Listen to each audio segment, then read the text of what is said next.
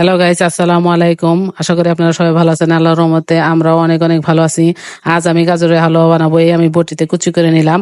অনেকে গ্রেটারে কুচি করে, কিন্তু দেখেন আমি বটি দিয়ে হাতে করেছি, তবু অনেক সুন্দর কুচি হয়েছে। এখানে আমি 1 কেজির মতো গাজর নিয়েছি, চিনি নিয়েছি, তরল দুধ নিয়েছি, 3 রকমের বাদাম নিয়েছি, কিশমিশ নিয়েছি, ঘি নিয়েছি।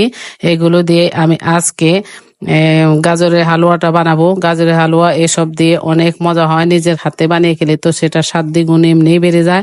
এই তো আমি ঘির মধ্যে গাজরগুলো আমি 5 থেকে 6 মিনিটের মতো ভেজে নিব।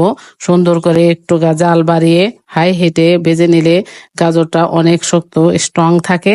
তা না হলে অল্প আঁচে ভেজে নিলে গাজরটা নরম হয়ে যায়, হালুয়া খেতে ভালো হয় না। এই রকমের তো আমি চিনি দিয়ে একটু ভেজে নিব, আবার কয়েক মিনিটের মতো। আবার আমি গুঁড়ো দুধ দিয়ে দিব।